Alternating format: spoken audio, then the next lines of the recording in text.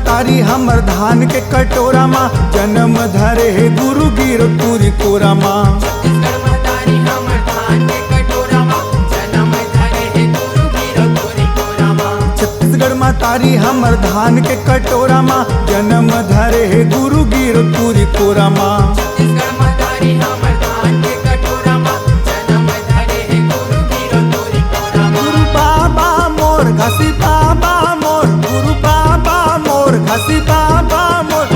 छत्तीसगढ़ माँ तारी हमर धान के कटोरा माँ जन्म धरे है गुरु गिरपुरी कोरा माँ। छत्तीसगढ़ में तारी हमर धान के कटोरा माँ जन्म धरे है गुरु गिरपुरी कोरा माँ।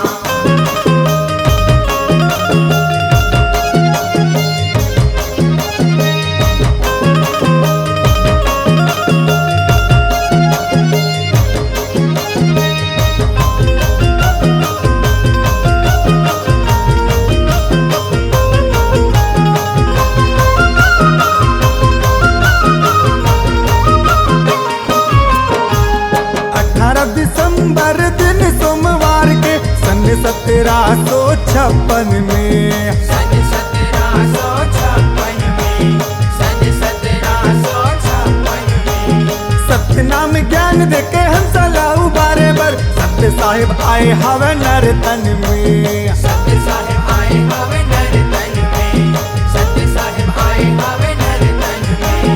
18 दिसंबर दिन सोमवार के सन 1756 में सत्य नाम ज्ञान देके हंसला उबारे पर सत्य साहिब आए हवे नर तन में। गुरु बाबा मोर घसी बाबा मोर गुरु बाबा मोर घसी बाबा मोर।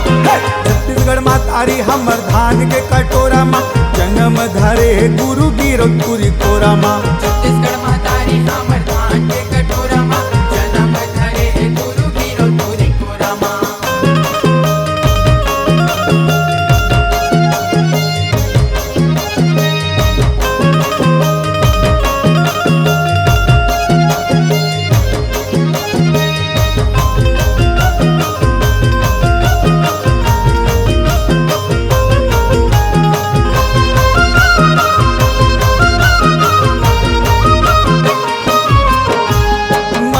दिखाए गुरु भारी सत्य नाम के अमर हो गए गुरु जन जन में।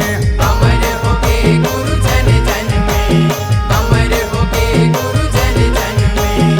सत्य ले होए कहे सृष्टि के रचना सत्य समाये हवे नर तन में। सत्य समाये हवे नर तन में सत्य समाये हवे नर तन में। महिमा दिखाए गुरु भारी सत्य नाम के अमर हो गए गुरु जन जन में। सत्य ले होए कहे सृष्टि के रचना सत्य समाये हवे नर तन में। गुरु बाबा मोर घसी बाबा मोर गुरु बाबा मोर घसी बाबा मोर।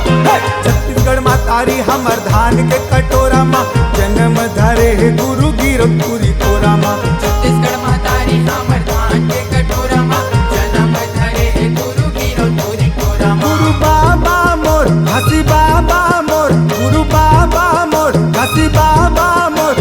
छत्तीसगढ़ माँ तारी हमर धान के कटोरा माँ जन्म धरे गुरु गिरपुरी